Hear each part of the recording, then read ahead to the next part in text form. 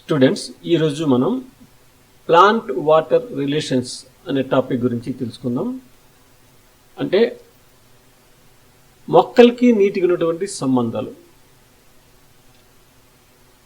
నీరు అన్ని జీవులకి కూడా చాలా అవసరం.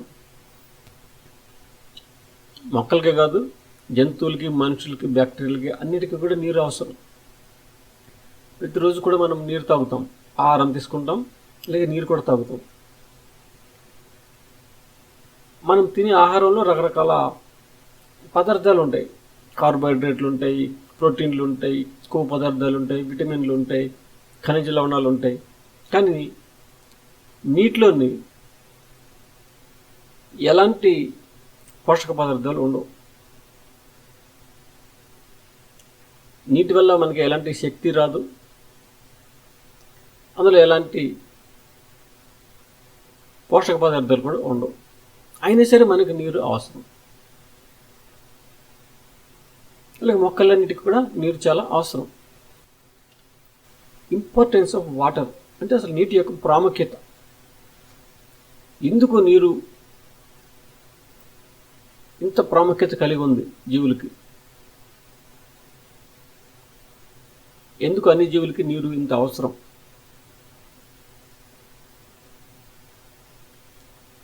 ఈ నీరు అనేది ప్రతి జీవ కణంలో కూడాను, ఆ జీవ పదార్థంలో 70% నీరే ఉంటుంది. దాదాపు 70% నీరు ఉంటుంది. ఆ మిగిలిందే ఈ కేంద్రక ఆమ్లాలు కానీ, DNA, RNA, అలాగే ప్రోటీన్లు, కార్బోహైడ్రేట్లు, కొవ్వు పదార్థాలు, విటమిన్లు, ఖనిజ లవణాలు, లేక అన్ని పదార్థాలు ఆ మిగతా సుమారు ఒక 30% ఉంటాయి. ఇది నీరు 70% ఉంటుంది. ప్రతి జీవ కణంలో కూడా నీరు దాదాపు 70% వరకు ఉంటుంది.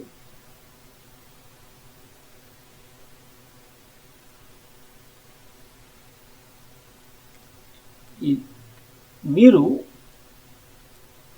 కొన్ని రకాల జీవరసాయన చర్యల్లో ప్రత్యక్షంగా పాల్గొంటుంది. అంటే డైరెక్ట్గా ఈ వాటర్ కూడా ఒక రియాక్టెంట్ అన్నమాట.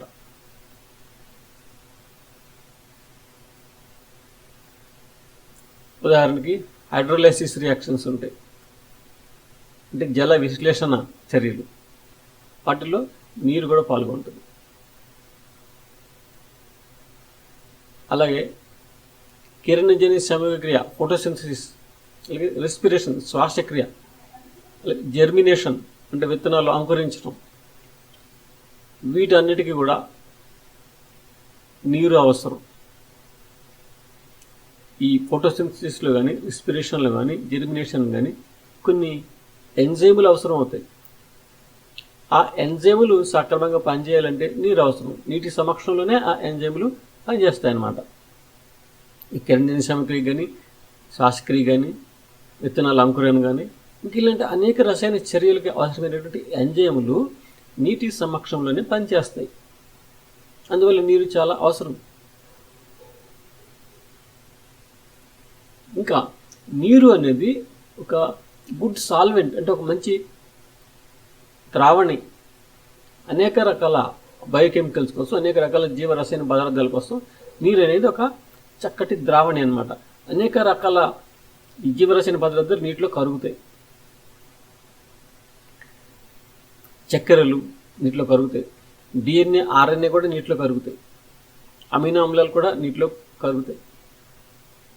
అయితే కొన్ని జీవరసాయన పదార్థాలు ఉన్నాయి, నీటిలో కరగని పదార్థాలు ఉన్నాయి. కొవ్వు పదార్థాలు నీటిలో కరగవు.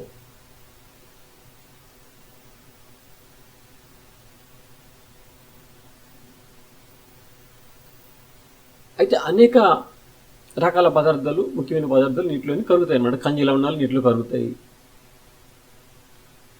ఈ పిండి పదార్థాలు నీటిలో కరగవు. మామూలు చక్కెరలు అయితే నీటిలో కరుగుతాయి. ఇంకా నీరు అనేది అనేక ఈ జీవరసాయన చర్యల్లో ఒక యానకంలాగా పనిచేస్తుంది, ఒక మీడియం లాగా పనిచేస్తుంది. అంటే నీరు ఆ రసాయన చర్యలో పాల్గొనకపోయినప్పటికీ, ప్రత్యక్షంగా పాల్గొనదు, కానీ నీటి సమక్షంలోనే ఆ రసాయన చర్యలు జరుగుతాయి అన్నమాట. అదొక యానకంలాగా పనిచేస్తుంది అన్నమాట. అలాగే నీరు ఈ మొక్కల కణాలకి టర్జిడిటీని ఇస్తుంది. టర్జిడిటీ అంటే స్ఫీత స్థితిని ఇస్తుంది.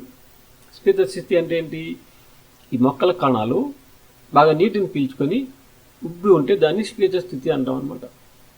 అదే నీరు లభించలేదనుకోండి, మొక్కల కణాల నుంచి నీరు బయటకు వెళ్ళిపోయింది అనుకోండి, కణాలు ఏంటంటే కణాలను జీవ పదార్థం ముడిచిపోతుంది.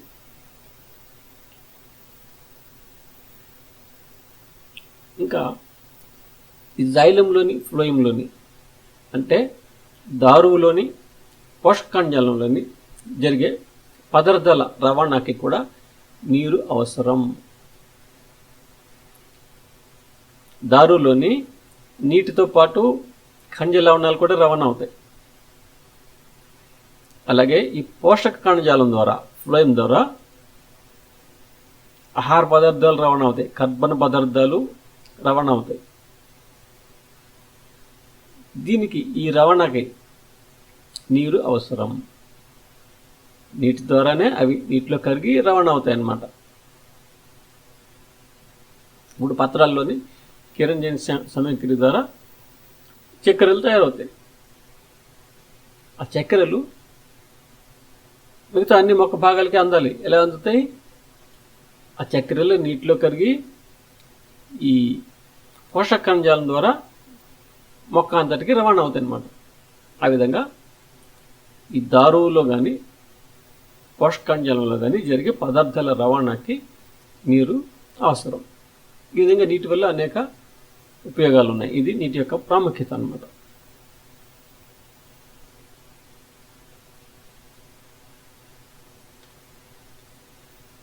నీరు అంటే H2O, ఒక ఆక్సిజన్ పరమాణువు, 2 హైడ్రోజన్ పరమాణువులు ఉంటాయి ఒక నీటి అణువులో. 2 హైడ్రోజన్ ఆటమ్స్, 1 ఆక్సిజన్ ఆటం. ఇది ఒక 3 పరమాణువులు కలిగినటువంటి అణువు అన్నమాట నీటి అణువు.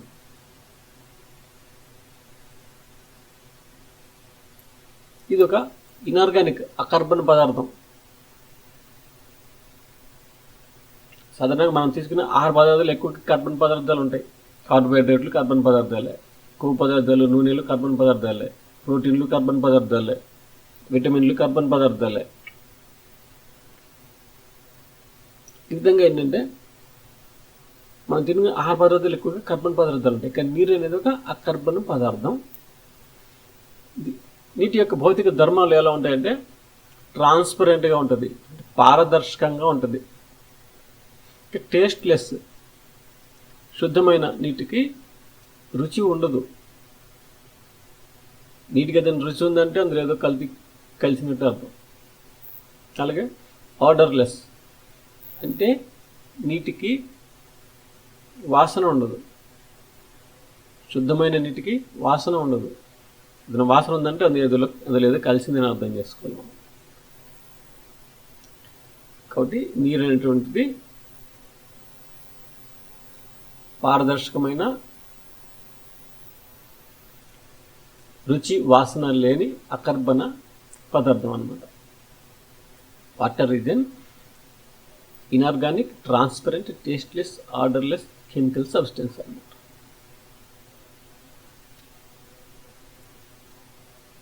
ఒక ఆక్సిజన్ పరమాణువు ఉంటుంది, 2 హైడ్రోజన్ పరమాణువులు ఉంటాయి. ఈ ఆక్సిజన్ ఆటము దీని మీద 2 లోన్ పైర్స్ ఉంటాయి, electrons. Oxygen atom hydrogen ఆటమ్స్కి covalent బంధాల ద్వారా కలపబడి ఉంటుంది. హైడ్రోజన్కి ఆక్సిజన్కి మధ్యలోనే ఈ కోవలెంట్ బాండ్స్ ఉంటాయి అన్నమాట. కోవలెంట్ బంధాలు ఉంటాయి. ఈ యాంగిల్, ఈ కోణం ఎంత ఉంటుందంటే 104.45 డిగ్రీలు ఉంటుంది ఈ కోణం.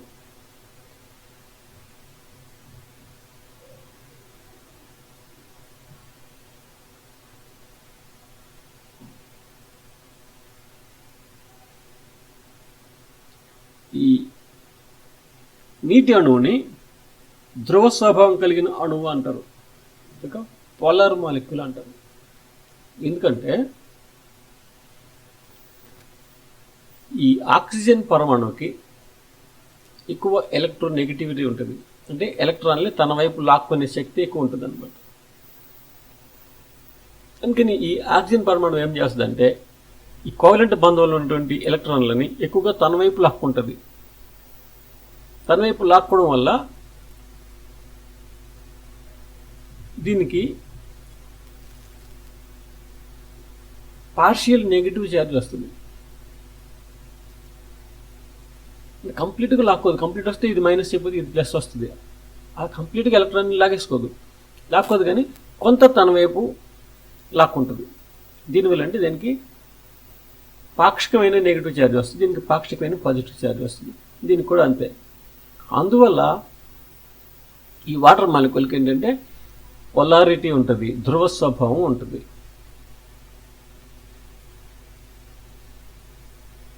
ఈ హైడ్రోజన్ల మీద పాక్షికమైన ధనావేశం ఉంటుంది, ఆక్సిజన్కి పాక్షికమైన రుణావేశం ఉంటుంది. అందువల్ల ఈ నీటి అణువు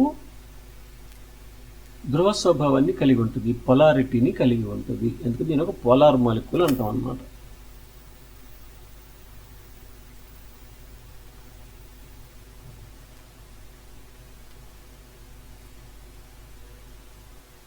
ఇంకా నీటి యొక్క ఈ భౌతిక ధర్మాలు మనం పరిశీలించినట్లయితే నీరు ఘన రూపంలో కూడా ఉంటుంది, ద్రవ రూపంలో కూడా ఉంటుంది, వాయు రూపంలో కూడా ఉంటుంది. H2 అనేది సాలిడ్గా ఉంటుంది, లిక్విడ్గా ఉంటుంది, అలాగే గ్యాస్గా అంటే వేపర్గా కూడా ఉంటుంది.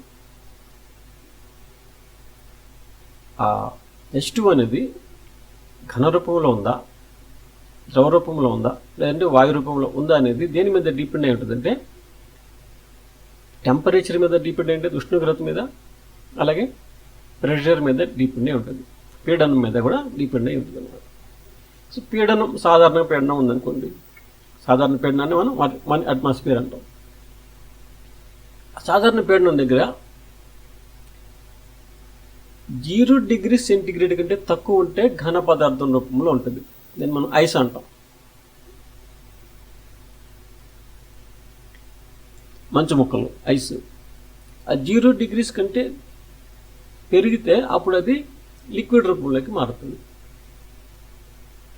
నీరు ద్రవ పదార్థ రూపంలోకి మారుతుంది. బట్ ఈ 0 డిగ్రీ సెంటిగ్రేడ్ని మనం ఏమంటామంటే నీటి యొక్క ఘనీభవన స్థానం అంటాం.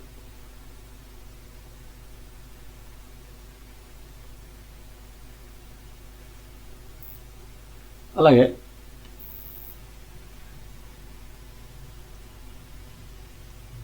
ఈ 100 డిగ్రీల సెంటిగ్రేడ్ దగ్గర నీరు ద్రవ స్థితి నుంచి వాయు స్థితిలోకి మారుతుంది.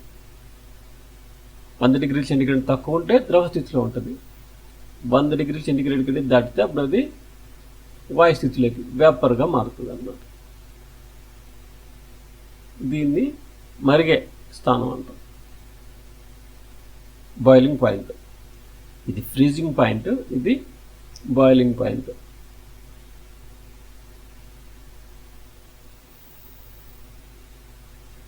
అయితే నీరు ద్రవ రూపం నుంచి వాయు రూపంలోకి మారడానికి కంపల్సరీగా 100 డిగ్రీ సెంటిగ్రేడ్ ఉండాలని లేదు. నీరు మరగకుండా కూడా వాయు రూపంలోకి మారుతూ ఉంటుంది. ఫర్ ఎగ్జాంపుల్, ఒక ప్లేట్లో నీళ్ళు పోసి పెట్టామనుకోండి, మెల్లిమెల్లిగా నీరు ఆవిరైపోతూ ఉంటుంది.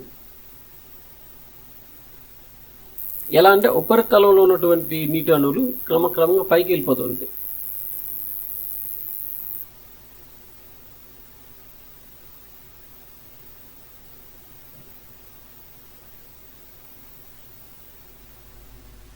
దీన్ని బాష్పీభవనం అంటాం.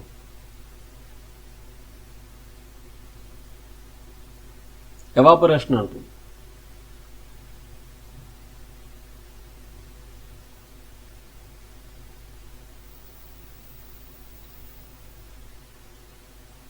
నీరు అనేది ఒక గుడ్ పోలార్ సాల్వెంట్, అంటే ఒక మంచి ద్రావణి. అంటే అనేక రకాల పదార్థాలు నీటిలోనే కరుగుతాయి. అయితే నీటిలో ఎలాంటి పదార్థాలు కరుగుతాయంటే ధ్రువ స్వభావం కలిగినటువంటి ద్రావితాలే నీటిలో కరుగుతాయి. ఎందుకంటే నీటికి ధ్రువ స్వభావం ఉంది కాబట్టి ధ్రువ స్వభావం ఉన్నటువంటి పదార్థాలు నీటిలో కరుగుతాయి అన్నమాట. అందుకనే ఆయిల్ నీటిలో కలవదు, ఎందుకంటే నూనెలకి ధ్రువ స్వభావం లేదు, అందుకని అవి కలవవు. పోలార్ సబ్స్టెన్సెస్ ఏవైతే ఉన్నాయో అవే నీటిలోని కరుగుతాయి అన్నమాట. అందుకే ఇదొక గుడ్ పోలార్ సాల్వెంట్, ధ్రువ స్వభావం కలిగినటువంటి ద్రావణం అన్నమాట. అనేక రకాల లవణాలు నీటిలో కరుగుతాయి, అలాగే చక్కెరలు నీటిలో కరుగుతాయి, అమినో ఆమ్లాలు, అలాగే వాయువులు కూడా నీటిలో కరుగుతాయి. ఆక్సిజన్ నీటిలో కరుగుతుంది. ఇప్పుడు నీటిలో జీవించేటటువంటి అనేక రకాల మొక్కలు కానీ లేదా జంతువులు కానీ నీటిలో కరిగి ఉన్న ఆక్సిజన్ ఉపయోగించుకుంటాయి. డిజాల్వ్డ్ ఆక్సిజన్ అంటాం. నీటిలో కరిగి ఉన్నటువంటి ఆక్సిజన్నే నీటిలో పెరిగేటటువంటి జంతువులు ఉపయోగించుకుంటాయి. చేపలు ఇలాంటివి నీటిలో కరిగి ఉన్న ఆక్సిజన్ ఉపయోగించుకుంటాయి. అలాగే కార్బన్ డైఆక్సైడ్ కూడా నీటిలో కరుగుతుంది. కాబట్టి నీటిలోని ఘన పదార్థాలు కూడా కరుగుతాయి, వాయు పదార్థాలు కూడా కరుగుతాయి అన్నమాట. అలాగే ప్రోటీన్, డిఎన్ఏ కూడా నీటిలో కరుగుతుంది. కానీ కొన్ని రకాల పదార్థాలు మాత్రం నీటిలో కరగవు. ఈ కొవ్వు పదార్థాలు నీటిలో కరగవు, పిండి పదార్థాలు నీటిలో కరగవు, ఇలా కొన్ని పదార్థాలు కరగవు. కానీ చాలా వరకు పదార్థాలు నీటిలోని కరుగుతాయి. అందుకని నీరు ఒక మంచి ద్రావణి అన్నమాట.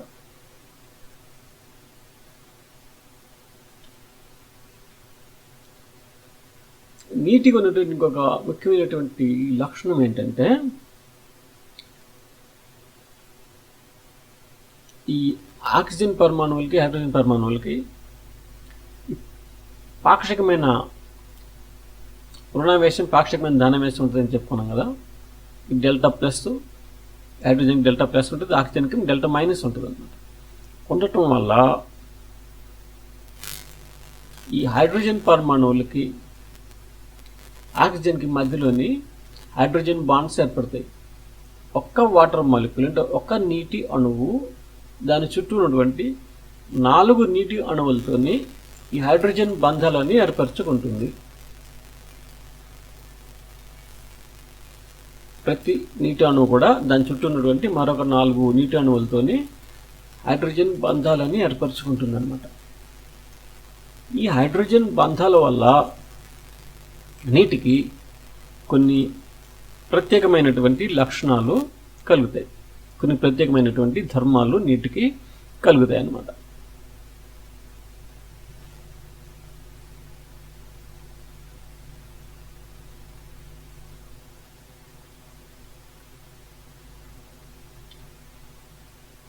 ఇవన్నీ హైడ్రోజన్ బంధాల వల్ల నీటికి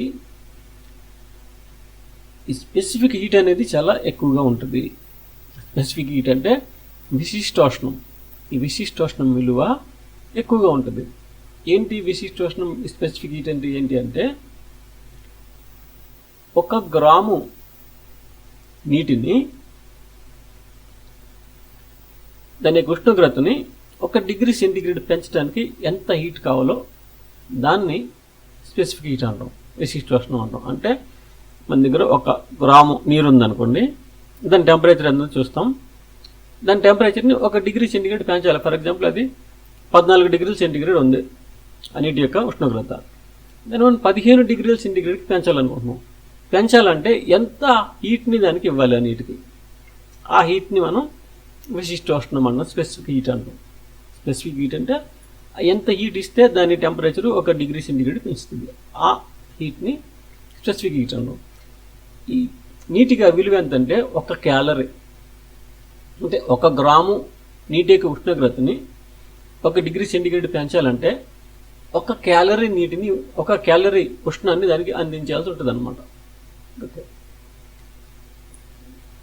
కొన్ని వేరే పదార్థాలతో పోల్చుకుంటే ఎక్కువ, 1 క్యాలరీ అంటే ఎక్కువే. ఎందుకు ఇంత ఎక్కువగా ఉంది అంటే నీటిలో ఉన్నటువంటి హైడ్రోజన్ బంధాలే దానికి కారణం. అలాగే హీట్ ఆఫ్ ఫ్యూజన్, దీన్ని ద్రవీభవన ఉష్ణం అంటాం. ఇదేంటంటే 1 గ్రాము ఐస్ ఉందనుకోండి, దాన్ని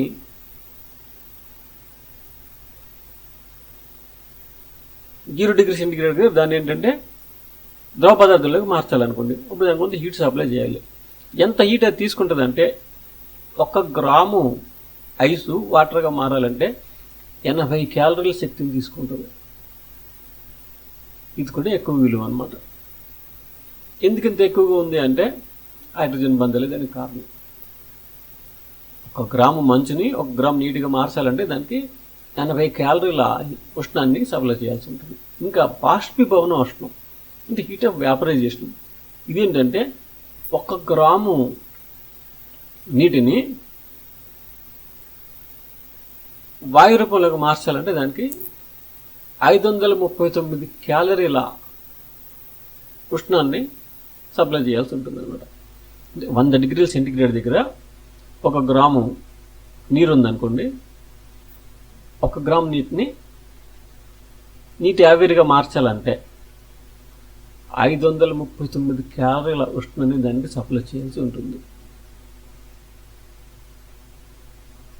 ఆ ఉష్ణం తీసుకొని ఆ గ్రాము నీరు ద్రవ పదార్థం నుంచి వాయు రూపంలోకి మారుతుంది. దాని టెంపరేచర్ పెరగదు. ఇంత ఉష్ణం సప్లై చేసినా సరే దాని టెంపరేచర్ పెరగదు, ఉష్ణోగ్రత పెరగదు. ద్రవ రూపం నుంచి ఆవిరి రూపంలోకి మారుతుంది అంతే. ఎందుకు నీటికి ఈ స్పెసిఫిక్ హీట్ కానీ, హీట్ ఆఫ్ ఫ్యూజన్ కానీ, హీట్ ఆఫ్ వేపరైజేషన్ కానీ ఎక్కువగా ఉన్నాయంటే హైడ్రోజన్ బాండ్స్ వల్ల. నీటి అణువుల మధ్య హైడ్రోజన్ బాండ్స్ ఉండటం వల్ల దీని యొక్క విశిష్టోష్ణం కానీ, ద్రవీభవన ఉష్ణం కానీ, బాష్పీభవన ఉష్ణం కానీ ఎక్కువగా ఉంది అన్నమాట. దీనివల్ల ఏంటంటే మొక్కలు, ఈ వృక్షాలు ఇవన్నీ కూడా ఎండలో ఉంటాయి కదా, వాటికి నీరు ఈ బాష్పశాఖం వల్ల ఆవిరి బయటకు పోయేటప్పుడు ఏంటంటే అది చాలా హీట్ని తీసుకొని పోతుంది. అది మొక్క మీద ఒక కూలింగ్ ఎఫెక్ట్ని ఇస్తుంది, ఒక శీతలీకరణ ప్రభావాన్ని ఇస్తుంది మొక్కలకి. ఎందుకంటే 1 గ్రాము నీరు బయటకు పోవాలంటే, ఆవిరి రూపంలోకి మారాలంటే అది 539 క్యాలరీల హీట్ని తీసుకుంటుంది. కాబట్టి అంత హీట్ తగ్గుతుంది కాబట్టి అది ఒక శీతలీకరణ ప్రభావాన్ని కలిగి ఉంటుంది.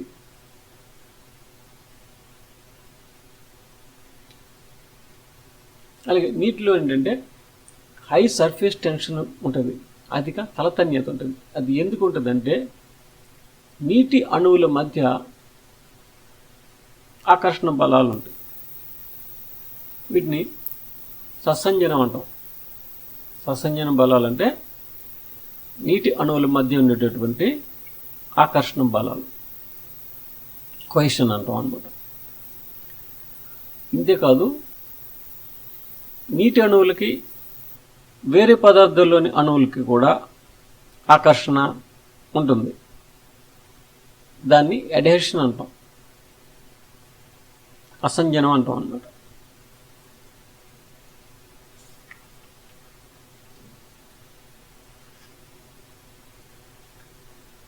ససంజనము, అసంజనము.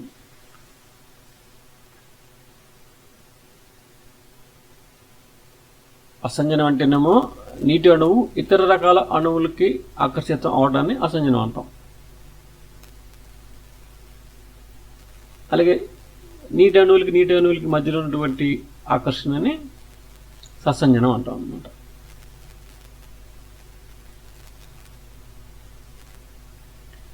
ఇవి నీటికి ఉన్నటువంటి ఈ లక్షణాలు, ఈ అసంజనం, ఈ ససంజనం, ఈ అధిక తాళతన్యత, ఇవన్నీ కూడా మొక్కల్లోని నీరు ద్రవోద్గమం చెందడానికి సహాయపడుతుంది. ద్రవోద్గమం అంటే నీరు, మొక్క వేళ్ల ద్వారా నీటిని పీల్చుకుంటుంది కదా, ఆ మొక్క వేర్ల ద్వారా భూమి నుంచి శోషించుకున్నటువంటి ఆ నీరు వృక్షంలోని అన్ని భాగాలకి అందాలి కదంటే పైకి ప్రవహించాలి. ప్రవహించి ఈ వృక్షంలోని అన్ని భాగాలకి అందాలి. దీన్ని ద్రవోద్గమం అంటామంట. అంటే నీరు వేరు నుంచి మొక్కలోని ఇతర భాగాలకి పైకి ఊర్ధ్వదిశ చలనాన్ని, అప్వర్డ్ మూమెంట్ని ఈ ద్రవోద్గమం అంటాం, ఎసెంట్ ఆఫ్ శాప్ అంటాం. దీనికి ఈ లక్షణాలు చాలా ఉపయోగపడతాయి అన్నమాట. అంటే మొక్క యొక్క దారువులు, జైలంలో నీరు ప్రవహించడానికి నీరు మూవ్ అవడానికి ఈ అధిక తాళతన్యత అలాగే ససంజనం అసంజనం అటువంటి లక్షణాలు ఉపయోగపడతాయి. ఇప్పుడు మనం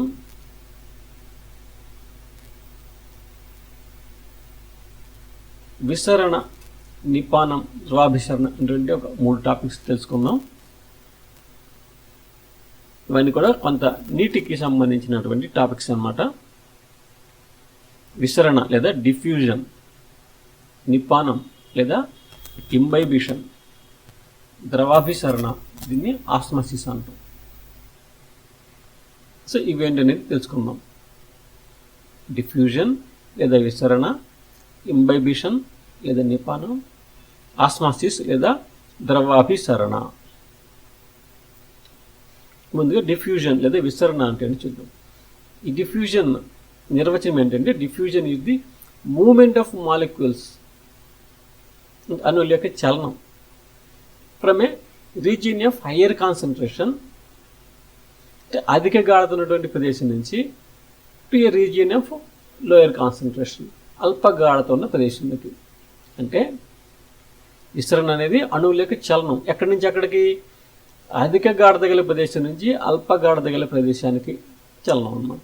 దాన్ని విసరణ అంటాం లేదా డిఫ్యూజన్ అంటాం. ఓకే, అణువులు అంటే అణువులు అంటే అణువులు లేదా పరమాణువులు లేదా అయాన్లు ఏదైనా సరే ఎక్కువ గాఢత ఉన్న ప్రదేశం నుంచి తక్కువ గాఢత ఉన్న ప్రదేశంలోకి చలించి దాన్నే విసరణ అంటాం.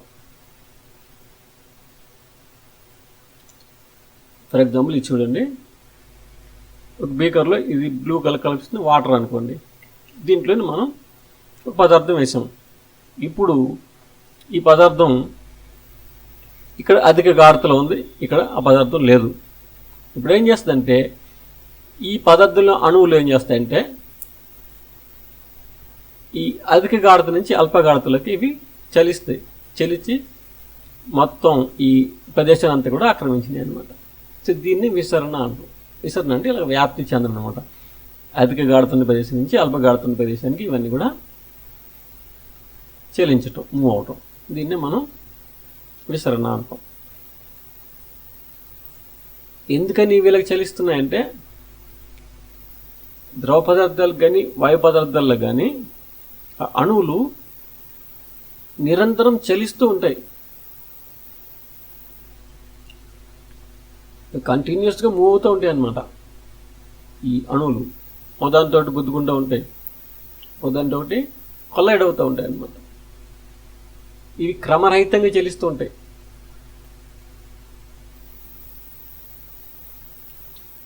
ఇవి నిరంతరం క్రమరహితంగా చలిస్తుంటాయి. ర్యాండమ్ మూమెంట్స్ అన్నమాట, కంటిన్యూస్ ర్యాండమ్ మూమెంట్స్. మాలిక్యూల్స్ కానీ అయాన్స్ కానీ ఆటమ్స్ కానీ అణువులు కానీ పరమాణువులు కానీ లేదంటే అయాన్లు కానీ ద్రవ రూపాలు కానీ వాయు రూపాలు కానీ ఉన్నప్పుడు నిరంతరం క్రమరహితంగా చలిస్తూ ఉంటాయి. చలిస్తూ ఉన్నప్పుడు ఏంటంటే అవి ఇలాగ వ్యాప్తి చెందిపోతాయి.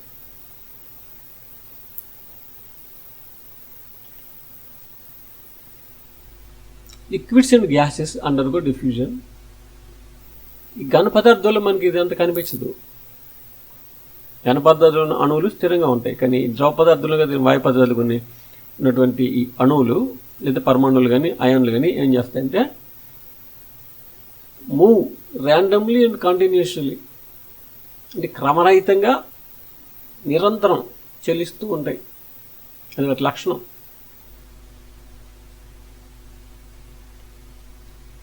అందువల్ల ఏంటంటే విసరణ అనేది జరుగుతుంది. విసరణ అనేది ఎంతసేపు జరుగుతుంది, ఎంతవరకు జరుగుతుంది అంటే ఆ ప్రదేశం అంతా కూడా ఆ గాఢత ఈక్వల్గా ఉండేంతవరకు జరుగుతుంది, సమానమైన గాఢత ఉండేంతవరకు జరుగుతుంది. సమత స్థితి వచ్చేంత వరకు కూడా అది ఈక్విలిబ్రియం వచ్చేంత వరకు కూడా విసరణ అనేది జరుగుతుంది అన్నమాట. ఇంకొక విషయం ఏంటంటే ఈ విసరణ అనేది ఉష్ణోగ్రత పెరిగితే విసరణ యొక్క వేగం కూడా పెరుగుతుంది. ఎక్కువ ఉష్ణోగ్రత ఉందనుకోండి, అప్పుడు ఆ అణువుల చలనం వేగంగా జరుగుతుంది ఎక్కువ ఉష్ణోగ్రత వద్ద. అందువల్ల విసరణ వేగంగా జరుగుతుంది అన్నమాట. ఇప్పుడు మనం ఒక సింటు బాటిల్ మూత ఓపెన్ చేసాం అనుకోండి, ఎక్కువ ఉష్ణోగ్రత ఉందనుకోండి గదిలోని, అప్పుడు అది తొందరగా వ్యాపిస్తుంది, గదంతా వ్యాపిస్తుంది ఆ సువాసన.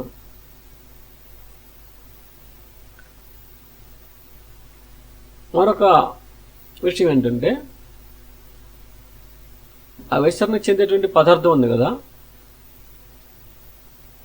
దాని యొక్క ద్రవ్యరాశి ఎక్కువ ఉందంటే విసరణ నెమ్మదిగా జరుగుతుంది, దాని యొక్క ద్రవ్యరాశి తక్కువ ఉందంటే విసరణ వేగంగా జరుగుతుంది. ఇప్పుడు ఎక్కువ ద్రవ్యరాశి ఉంటే తొందరగా కదలలేదు కదా, ద్రవ్యరాశి తక్కువ ఉంటే తొందరగా మూవ్ అవుతుంది కదా. అందువల్ల ఏంటంటే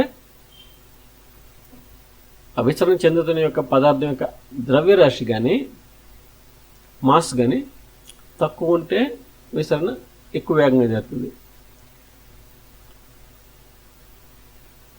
ఇంకా diffusion increases with steepness of concentration gradient. అంటే ఆ గాఢతలో ఎక్కువ తేడా ఉందనుకోండి, అప్పుడు విసరణ ఎక్కువ వేగంగా జరుగుతుంది. ఆ గాఢతలో ఎక్కువ తేడా లేదనుకోండి, కొంచెం తేడా ఉందనుకోండి, అప్పుడు విసరణ నెమ్మదిగా జరుగుతుంది అన్నమాట.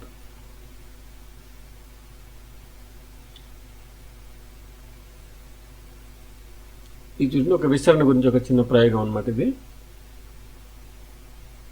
ఒక బీకర్ తీసుకున్నారు, ఇందులో నీరు తీసుకున్నారు, దీంట్లోకి ఈ పొటాషియం పెర్మాంగనేట్ ద్రావణం కొన్ని డ్రాప్స్ వేస్తారు.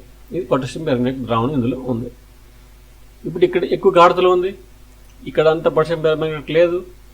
ఇప్పుడు ఈ పొటాషియం పెర్మాంగనేట్ ఏం చేస్తుంటే, మనం గ్లాస్ వాటర్ తీసుకుని కలపక్కర్లేదు, దాన్ని వదిలేస్తే చాలు ఇది విసరణ చెందుతుంది, డిఫ్యూజన్ జరుగుతుంది. జరిగి మొత్తం ఈ నీరంతా కూడా అది వ్యాపిస్తుంది, మొత్తం నీరంతా కూడా కలర్డ్గా అయిపోయింది. ఇది దానంతటా అదే జరుగుతుంది, మనం ఆ నీటిని కదపాల్సిన పని లేదు. ఇదే విసరణ అన్నమాట. విసరణ అంటే ఈ అణువులు అధిక గాఢత గల ప్రదేశం నుంచి అల్ప గాఢత గల ప్రదేశానికి చలించటమే విసరణ.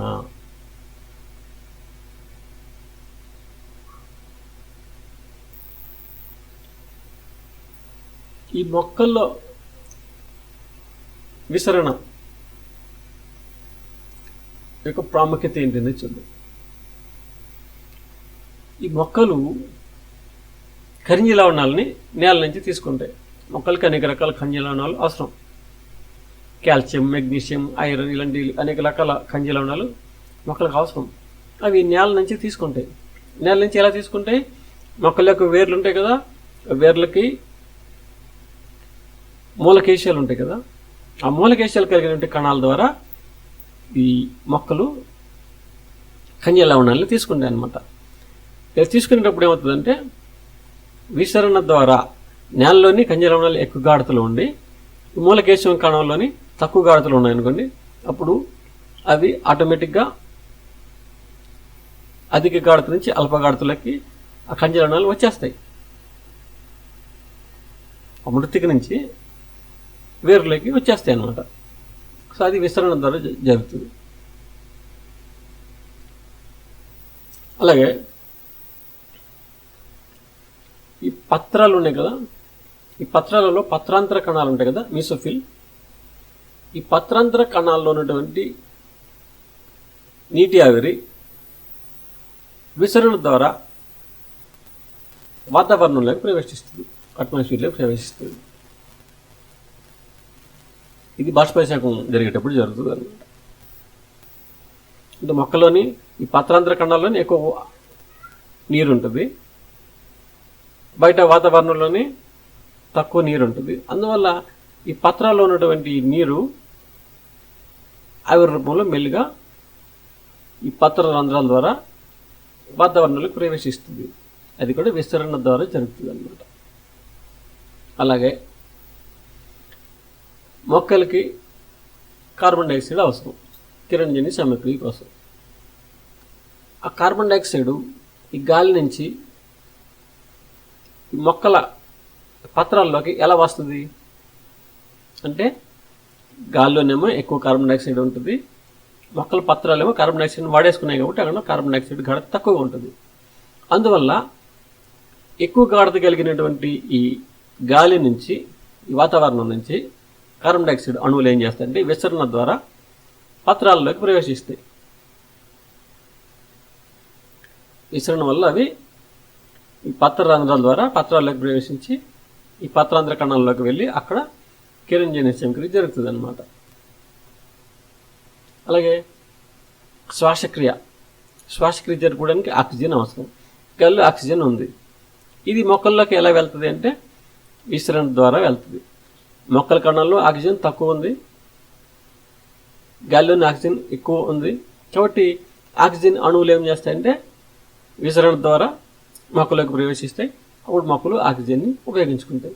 ఈ విధంగా విసరణ వల్ల ఏంటంటే అనేక రకాల చర్యలు మొక్కల్లోని జరుగుతూ ఉంటాయి అన్నమాట. విసరణ తర్వాత మనం చదివే నెక్స్ట్ టాపిక్ ఏంటంటే నిపానం.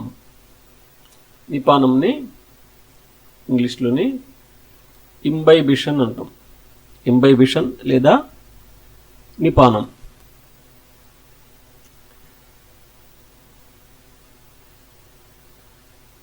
ఏంటి నిపానం అంటే absorption of A liquid by solid particles without farming a solution. అంటే ఇప్పుడు మనకి సింపుల్గా చెప్పాలంటే విత్తనాల్ని మనం నీటిలో వేసాం.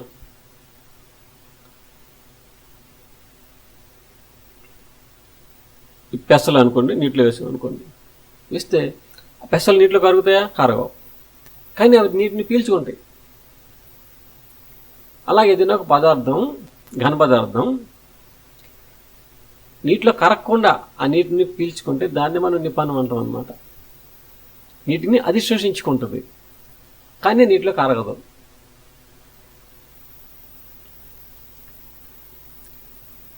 దీనివల్ల ఏమవుతుందంటే ఆ పదార్థం యొక్క ఘన పరిమాణం పెరుగుతుంది. ఫర్ ఎగ్జాంపుల్ గోధుమ పిండి ఉంది, దానికి నీళ్ళు కలిపాము. గోధుమ పిండి నీటిలో కరగదు. అదేం చేస్తుందంటే నీటిని పీల్చుకొని ఉబ్బుతుంది. అలాగే విత్తనాలు నీటిలో వేసాను అనుకోండి, అవి నీటిని పీల్చుకొని ఉబ్బుతాయి. కాబట్టి నిపానం జరిగినప్పుడు ఘన పరిమాణం పెరుగుతుంది. ఇంకా నిపానం జరిగేటప్పుడు ఏంటంటే ఈ టెంపరేచర్ కూడా పెరుగుతుంది. మీరు గోధుమ పిండిలో నీళ్ళు వేసి కలిపారంటే ఆ గోధుమ పిండి వేడిగా మారుతుంది చూడండి. అయితే ఆ ఘన పదార్థాన్ని ఏమంటామంటే నిపాని అంటాం, ఇంబైబెంట్ అంటాం.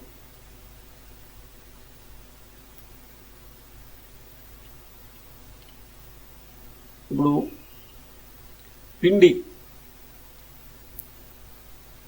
నీటిలో వేస్తే నిపానం జరుగుతుంది. అలాగే బంకమట్టిని, క్లే నీటిలో వేస్తే అది నీటిని పీల్చుకుంటుంది, నిపానం జరుగుతుంది. కానీ రబ్బర్ని నీటిలో వేస్తాం అనుకోండి, నిపానం జరగదు. రబ్బర్ నీటిని పీల్చుకోదు. కానీ రబ్బర్ని ఈజర్లో కానీ బెంజిన్లో కానీ వేసాం అనుకోండి, అప్పుడు అది ఆ ద్రావణాన్ని పీల్చుకుంటుంది. కాబట్టి కొన్ని పదార్థాలేమో నీటిలో నిపానం చెందుతాయి, కొన్ని పదార్థాలేమో నీటిలో కాకుండా వేరే ద్రావణాల్లో నిపానం చెందుతాయి. ఇంకా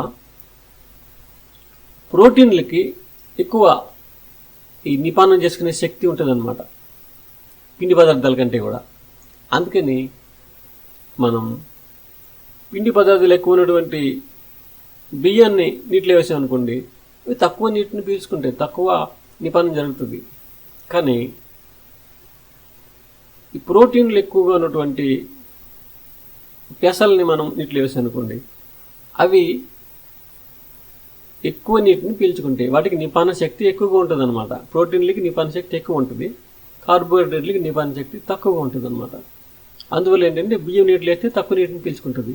కానీ ఈ పెసలు, కందులు, మినువులు ఇలాంటివి అయితే ఎక్కువ నీటిని పీల్చుకుంటాయి. అంత ఉష్ణోగ్రత పెరిగితే నిపానం యొక్క వేగం కూడా పెరుగుతుంది. కానీ quantity of imbibition does not change. ఎంత నీటిని పీల్చుకోవాలో అంత నీటిని పీల్చుకుంటుంది. ఉష్ణోగ్రత పెంచితే ఏంటంటే ఫాస్ట్గా నిపానం జరుగుతుంది, అంతేగాని నిపానం ఎక్కువ నీటిని పీల్చుకోవడం మాత్రం జరగదు అన్నమాట. ఇది నిపానం గురించి. నెక్స్ట్ మనం ద్రవాభిసరణ గురించి తెలుసుకుందాం. దీన్ని ఆస్మాసిస్ అంటాం. ఆస్మాసిస్ లేదా ద్రవాభిసరణ. ఇది చూడండి, ఇక్కడ ఒక ద్రావణం ఉంది, ఇక్కడ ఒక ద్రావణం ఉంది. ఈ బ్లూ కలర్లో కనిపించే నీటి అణువులు అనుకోండి, ఇవి ఒక ద్రావితం, ఒక సొల్యూట్ అనమాట. ఇది ఫర్ ఎగ్జాంపుల్ చక్కెర అణువులు అనుకోండి. ఇవి చక్కెర అణువులు, ఈ బ్లూ కలర్లో నీటి అణువులు. ఇటుపక్క ఇవి చక్కెర అణువులు, నీటి అణువులు అనమాట. అయితే దీంట్లోనేమో అల్పగాఢత ఉంది. ఇంకా ఇదే ప్రదేశంలోని తక్కువ సంఖ్యలోని మనకి చక్కెర అణువులు ఉన్నాయి. ఇందులోని చక్కెర అణువుల సంఖ్య ఎక్కువ ఉంది. ఘనపరిమాణం సేమే, ఇది అంత ఘనపరిమాణం, ఇది కూడా అంతే ఘనపరిమాణం ఉంది. ఇందులోనేమో చక్కెర అణువులు ఎక్కువ సంఖ్యలో ఉన్నాయి, ఇందులో చక్కెర అణువులు తక్కువ సంఖ్యలో ఉన్నాయి. అంటే ఇక్కడ అల్పగాఢతలో చక్కెర అణువులు ఉన్నాయి, ఇక్కడేమో అధిక గాఢతలో చక్కెర అణువులు ఉన్నాయి అన్నమాట. సో ఇది అల్పగాఢత గల ద్రావణం, ఇది అధిక గాఢత కలిగినటువంటి ద్రావణం. ఈ రెండు ద్రావణాలని సెపరేట్ చేస్తూ మధ్యలో ఇది ఏంటంటే ఇది ఒక అర్ధపారగమ్య త్వచం. ఒక అల్పగాఢత గల ద్రావణాన్ని, ఒక అధిక గాఢత గల ద్రావణాన్ని ఒక అర్ధపారగమ్య త్వచం ద్వారా మనం వేరు చేసాం అనమాట. ఈ అర్ధపారగమ్య త్వచాన్ని ఇంగ్లీష్లో సెమీ పర్మియబుల్ మెంబ్రేన్ అంటాం. ఏంటి సెమీ పర్మియబుల్ మెంబ్రేన్, అర్ధపారగమ్య త్వచం అంటే ఏంటి, దీని లక్షణం ఏంటి అంటే ఇది ద్రావణిని అంటే నీటి అణువుల్ని ఒకవైపు నుంచి ఇంకోవైపు వెళ్ళడానికి అనుమతి ఇస్తుంది. నీటి అణువులు ఒకవైపు నుంచి ఇంకోవైపు ఈ త్వచం ద్వారా వెళ్ళిపోగలుగుతాయి. ఇది నీటి అణువులను అడ్డుకోదు. కానీ ఆ నీటిలో కరిగి ఉన్నటువంటి పదార్థాలు ఉంటాయి కదా, వాటిని ఇది దాని ద్వారా వెళ్ళడానికి అనుమతించదు. అంటే చక్కెర అణువులు ఇటు నుంచి అటు నుంచి ఇటు వెళ్ళలేవు, ఈ త్వచం ద్వారా వెళ్ళలేవు. కానీ నీటి అణువులు మాత్రం ఇటు నుంచి అటు వెళ్ళగలుగుతాయి అనమాట. అలాంటి లక్షణం ఉండేటటువంటి త్వచాన్నే అర్ధపారగమ్య త్వచం అంటాం అనమాట. అలా లేదు నీ పెద్ద పెద్ద ఆంధ్రాలు అనుకోండి, చక్కెర అణువులు బయటకు పోతున్నాయి, నీటి అణువులు మొత్తం బయటకు పోతున్నాయి అంటే అది అర్ధపారగమ్య త్వచం కాదు, అది పారగమ్య త్వచం. కానీ ఇది ఏంటంటే అర్ధపారగమ్య త్వచం, సెమీ పర్మియబుల్ మెంబ్రేన్. అంటే నీటి అణువులని ఇది పర్మిట్ చేస్తుంది అటు నుంచి ఇటు వెళ్ళడానికి, కానీ ఈ చక్కెర అణువులను మాత్రం ఇది పర్మిట్ చేయదనమాట. ఓకే, అంటే నీటిలో కరిగి ఉన్నటువంటి పదార్థాలను ఇది దాని ద్వారా ప్రవహించడానికి ఇది అనుమతించదన్నమాట. సో ఇలాంటి ఒక అర్ధపారగమ్య త్వచం ద్వారా అల్పగాఢత గల ద్రావణాన్ని అధిక గాఢత గల ద్రావణాన్ని వేరు చేస్తే ఇదేమో హై కాన్సన్ట్రేషన్, ఇదేమో సొల్యూషన్ ఆఫ్ లో కాన్సన్ట్రేషన్, ఇదేమో సొల్యూషన్ ఆఫ్ హై కాన్సన్ట్రేషన్. ఈ రెండింటిని సెపరేట్ చేస్తే ఇప్పుడు ఏం జరుగుతుందంటే ఈ అల్పగాఢత గల ద్రావణంలో ఉన్నటువంటి ఈ నీటి అణువులు అధిక గాఢత గల ద్రావణంలోకి వెళ్ళిపోతాయి. నీటి అణువులు ఇటు నుంచి ఇటు వెళ్ళిపోతాయి. ఇవి ఎలా వీటి నుంచి ఇటు రాలేవు, ఎందుకంటే ఈ త్వచం ఒప్పుకోదు. కాబట్టి ఈ నీటి అణువులే ఇటు వెళ్తాయి. ఎంతవరకు వెళ్తాయి అంటే ఈ రెండు వైపులా సమానమైన గాఢత వచ్చేదాకా వెళ్తాయి అన్నమాట.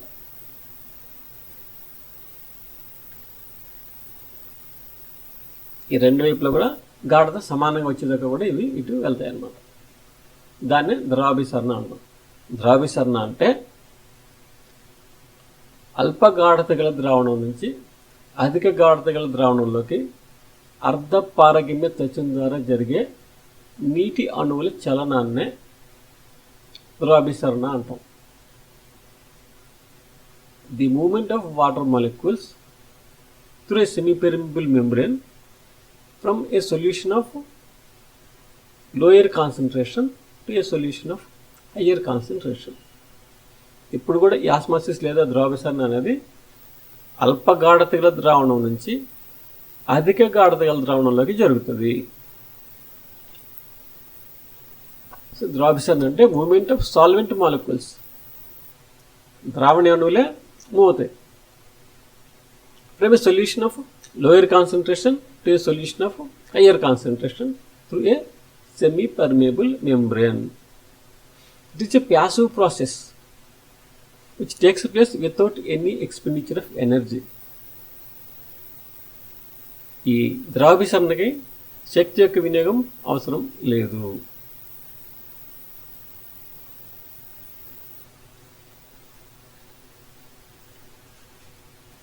ఇది ఒక నిష్క్రియ ప్రక్రియ అన్నమాట.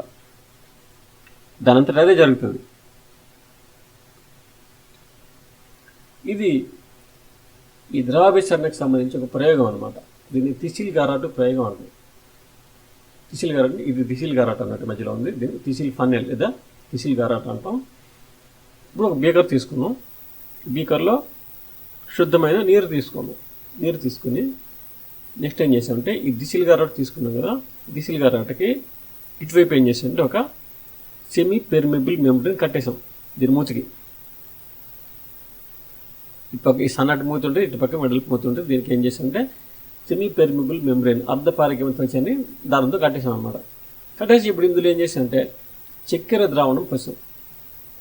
ఈ దిసిల్ గారట్ లోపల ఉన్నది ఏంటిది, చక్కెర ద్రావణం, షుగర్ సొల్యూషన్. సో ఇంతవరకు పోసాము చక్కెర ద్రావణం, ఇనిషియల్ లెవెల్, ఇది మొదటి లెవెల్ అనమాట. ఇంతవరకు చక్కెర ద్రావణం పోసి ఈ దిసిల్ పన్నీలు తీసుకొచ్చి ఈ నీటిలో పెట్టాం. ఇప్పుడు ఏమవుతుంది, నీటిలోనేమో అధిక గాఢత ఉంది, బయట దీంట్లోనేమో దిసిల్ గారట్ బయట ఏమో అల్పగాఢత ఉంది, అర్ధపారగమ్య త్వచ ఉంది. కాబట్టి అర్ధపారగమ్య త్వచ ద్వారా ఏమవుతుంది, నీరు అల్పగాఢత నుంచి అధిక గాఢతలోకి ప్రవేశిస్తుంది. అంటే నీరు దీని ద్వారా దిసిల్ గారట్లోకి వెళ్ళిపోతుంది. నీరు ఇది లోపలికి వెళ్తూ ఉంటే ఏముందంటే నీటి మట్టం పెరుగుతుంది. ఇంతవరకు వచ్చిన తర్వాత ఆగిపోయింది. ఇది ఫైనల్ లెవెల్ అనమాట. సో మొదట మనం చక్కెర ద్రావణం పోసింది ఇంతవరకే, కానీ దాని లెవెల్ పెరిగింది ఇంతవరకు వచ్చి ఆగింది. ఇది ఎందువల్ల జరిగింది, ద్రవాభిసరణ వల్ల జరిగింది, ఆస్మాసిస్ వల్ల జరిగింది. నీరు అల్పగాఢత నుంచి అధిక గాఢతలోకి ప్రవేశించింది, అర్ధపారగమ్య త్వచం ద్వారా ప్రవేశించింది. దీన్ని మనం ద్రవాభిసరణ అంటాం. అయితే ఇది ఇంతవరకు వచ్చి ఎందుకు ఆగిపోయింది, ఇంకా పైకి ఎందుకు పోలేదు అంటే ఈ ఎక్స్ట్రా ఈ నీరు రావటం వల్ల ఏం చేసిందంటే ఈ నీరు దీన్ని కింది వైపు నెడుతూ ఉంటుంది. దీనివల్ల ప్రెషర్ వస్తుంది, పీడనం కలుగుతుంది. ఈ జలస్థితికి పీడనం ఏం చేస్తుందంటే ఈ నీటిని బయటికి పంపడానికి ట్రై చేస్తుంది. దీని ద్వారా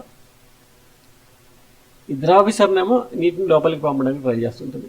అవి రెండు ఎప్పుడైతే ఈక్వల్ అవుతాయో, ఇది ఎంత ఉంటుంది ఇది ఎంత ఉంటుంది, కానీ వ్యతిరేక దశలో పనిచేస్తుంటాయో అప్పుడు సమత స్థితి వచ్చేసేసి ఇంక నీటి మట్టం అక్కడ ఆగిపోతుంది అనమాట. కాబట్టి ఈ ద్రవాభిసరణ అనేది సమత స్థితి ఏర్పడే వరకు జరుగుతుంది అనమాట. ఇందులో రెండు రకాల బలాలు పనిచేస్తున్నాయి. ఒకటేమో ఈ ద్రవాభిసరణ, ఎందుకంటే ఇక్కడ గాఢత ఎక్కువ ఉంది, ఇక్కడ తక్కువ ఉంది, కాబట్టి నీరు లోనికి రావడానికి ప్రవేశిస్తుంటుంది. కానీ మరొక వైపు ఏమిటంటే ఇక్కడ నుంచి పీడనం ఏర్పడింది. ఆ పీడనం ఏం చేస్తుందంటే నీటిని లోనికి రాకుండా అడ్డుకుంటూ ఉంటుంది అనమాట. సో అక్కడ సమత స్థితి ఏర్పడుతుంది. ఇక్కడ మనం వాటర్ పొటెన్షియల్ లేదా నీటి శక్మం అనేటువంటి ఒక కాన్సెప్ట్ గురించి తెలుసుకోవాలి, ఒక భావన గురించి తెలుసుకోవాలి. ఈ నీటి శక్మం లేదా వాటర్ పొటెన్షియల్ని ఈ సింబల్తో సూచిస్తారనమాట.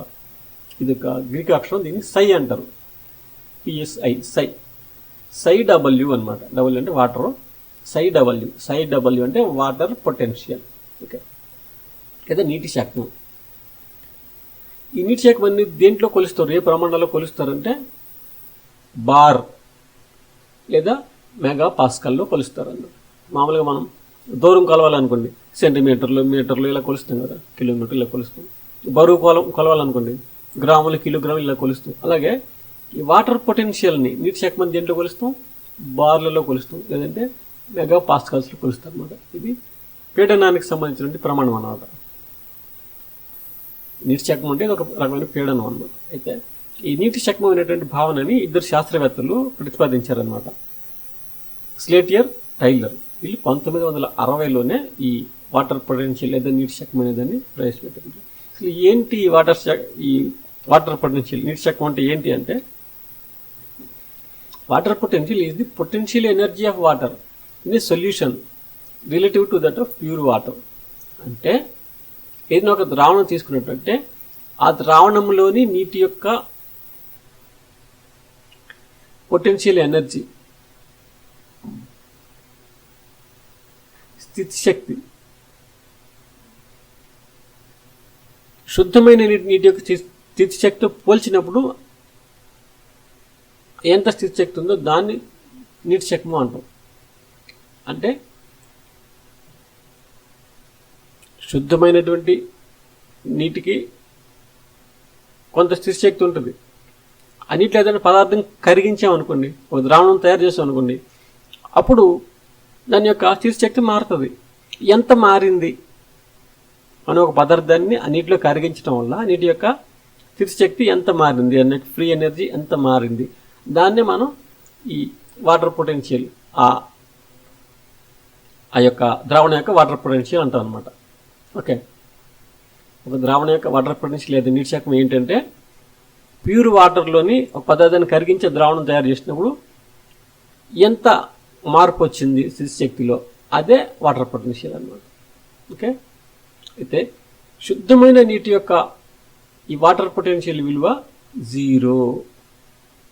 ప్యూర్ వాటర్కి ఎంత వాటర్ పొటెన్షియల్ ఉంటుందంటే 0 అని అనుకుంటాం అన్నమాట. అయితే ఆ శుద్ధమైన నీటిలో ఏదైనా కరిగించామనుకోండి, అప్పుడు వాటర్ పొటెన్షియల్ తగ్గుతుంది. అంటే నెగిటివ్ వాల్యూ వస్తుంది అనమాట. నెగిటివ్ వాల్యూ 0 కంటే తగ్గుతుంది అనమాట. ఎప్పుడు కూడా వాటర్ పొటెన్షియల్ 0 కంటే దాటిపోదు. ప్యూర్ వాటర్లో 0 ఉంటుంది. నీటిలో ఏది కరిగించినా సరే అది 0 కంటే తగ్గుతుంది, నెగిటివ్ వస్తుంది అనమాట. ఇప్పుడు నీటిలోని ఒక బేకర్లో నీరు తీసుకున్నాం, 1 గ్రామ్ చక్కెర కలిపి అనుకోండి, 0 కంటే తగ్గుతుంది. 2 గ్రాముల చక్కెర వేసి అనుకోండి, ఇంకా తగ్గుతుంది, 0 కంటే ఇంకా తగ్గుతుంది అనమాట.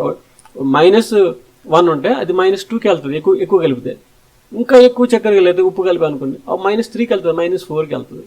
ఓకే, ఇక్కడ మనం గుర్తుపెట్టుకోవాల్సింది ఏంటంటే -2 అనేది -3 కంటే కూడా ఎక్కువ విలువ. ఎందుకంటే మైనస్ల గురించి చెప్తాం కాబట్టి.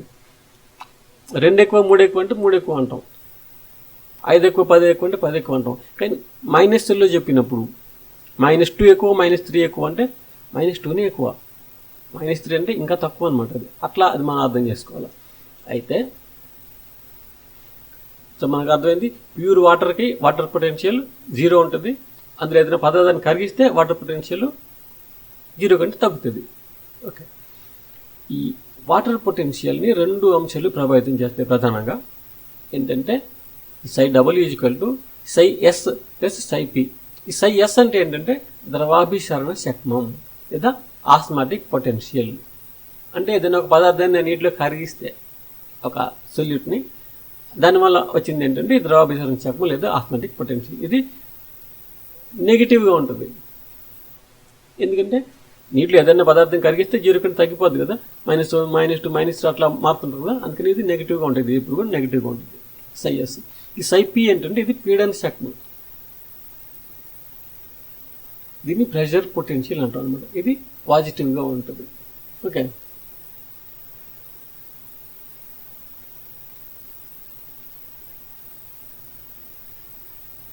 ఈ ఆస్మాసిస్ జరిగేటప్పుడు నీరు ఎప్పుడు కూడా ఏం చెప్తాం మనం, అల్పగాఢత నుంచి అధిక గాఢతలోకి వెళ్ళేదని చెప్తాం. ఇంకొక రకంగా చెప్పాలంటే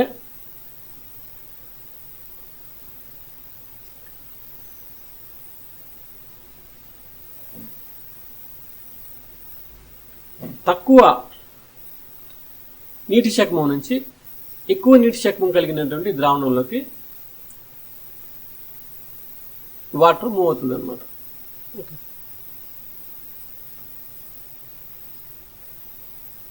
ఎక్కువ నీటి శక్మం నుంచి తక్కువ నీటి శక్మంలోకి నీరు ప్రవేశిస్తుంది అన్నమాట.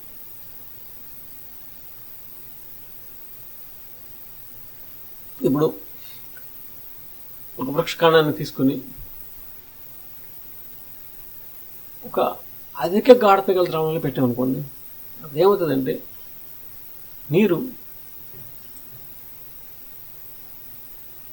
అధిక గాఢత గల ద్రావణం ఈ అల్ప గాఢత గల ద్రావణం నుంచి అధిక గాఢత గల ద్రావణంలోకి ప్రవేశిస్తుంది కదా, నీరు అంతా కూడా బయటికి వెళ్ళిపోతుంది. బయట అధిక గాఢత ఉంది కదా, బాగా ఒక నీటిని బాగా చక్కెర కలిపేసి అందులో పెట్టామనుకోండి ఉష్కణాన్ని, ఏమవుతుంది నీరంతా కూడా ఆ చక్కెర ద్రావణం దగ్గరికి వెళ్ళిపోతుంది, బయటికి వెళ్ళిపోతుంది. అందువల్ల ఆ కణంలో జీవ పదార్థం కుంచుకుపోతుంది. దీన్ని కణద్రవ్య సంకోచం లేదా కోశిక ద్రవ్య సంకోచం అని అంటారు, ప్లాస్మోలైసిస్ అంటారు. ఇది ఎప్పుడు జరుగుతుంది? వృక్ష కణాన్ని హైపర్టానిక్ సొల్యూషన్లో అంటే అధిక గాఢత గల ద్రావణంలో పెట్టినప్పుడు ఈ ప్లాస్మోలైసిస్ అనేది జరుగుతుంది, కణద్రవ్య సంకోచం అనేది జరుగుతుంది. ఏంటి కణద్రవ్య సంకోచం? నీరు ద్రవాభిసరణ ద్వారా కణం నుంచి వెలుపలికి వెళ్ళిపోతుంది. వెలుపలికి వెళ్ళిపోవడం వల్ల జీవ పదార్థం కుంచుకుపోతుంది, ష్రింక్ అయిపోతుంది అన్నమాట. సో దాన్నే ప్లాస్మోలైసిస్ అంటారు. నెక్స్ట్ ఈ కణాన్ని ఐసోటానిక్ సొల్యూషన్లో పెట్టి అనుకోండి, అంటే కణంలో జీవ పదార్థంలో ఎంత గాడుతుందో బయట కూడా అంతే గాడుతుంది అనుకోండి. అప్పుడేంటి, నీరు ఎంత నీరు బయటకు వస్తుందో అంత నీరు లోనికి వెళ్తుంది, సమత స్థితి వస్తుంది. ఇలాంటి దాన్ని శ్రద్ధ స్థితి అంటాం, దీన్ని ఫ్లాసిడ్ సెల్ అంటాం. ఇప్పుడు కణాన్ని అల్పగాఢత గల ద్రావణంలోకి పెట్టి అనుకోండి, అప్పుడు ఏమవుతుంది, నీరు కణం లోపలికి వస్తుంది. కణంలో ఎక్కువ గాఢత ఉంది కదా, నీరు కణం లోపలికి వచ్చి కణం ఉబ్బుతుంది అనమాట. ఉబ్బి ఎంతసేపటి వరకు లోనికి వస్తుందంటే, ఉబ్బిన తర్వాత ఈ కణ కవచం ఉంది కదా, ఇది ఒత్తిడి కలిగిస్తుంది. ఒకవైపు ఇందులో ఉన్నటువంటి కరిగిన పదార్థాలు ఏం చేస్తాయి, నీటిని లోపలికి రప్పించాలని ప్రయత్నం చేస్తాయి. కానీ కణ కవచం ఏం చేస్తుంది, నీటిని బయటికి పంపించాలని దీని మీద ఒత్తిడి కలిగిస్తుంటుంది అనమాట. ఇది ఆస్మాటిక్ పొటెన్షియల్, ఇది కలిగించేది ప్రెషర్ పొటెన్షియల్ అనమాట. ఈ కణ కవచం కలిగించేది ఏంటంటే ప్రెషర్ పొటెన్షియల్. ఇప్పుడు ఇది స్పీచ స్థితికి వస్తుంది, టర్జిడ్ సెల్ అనమాట. అంటే బాగా నీళ్లు పెంచుకొని ఉబ్బు ఉన్న కణాన్ని స్పీచ స్థితిలో ఉంది అన్నమాట, టర్జిడ్గా ఉంది అందులో ఉంటా ఉంది. అయితే ఈ కణ కవచం అనేది ఈ జీవ పదార్థాల మీద ఒత్తిడి కలిగిస్తుంది కదా, నీరు ఇంకా లోపలికి రాకుండా, దాన్ని పీడన్ సెక్మం అంటాం, ప్రెషర్ పొటెన్షియల్ అంటాం. దీన్ని సైపీతో సూచిస్తాం అనమాట. పీడన్ సెక్మం అంటే ఏంటి, the hydrostatic pressure accepted on water in a cell by the cell wall.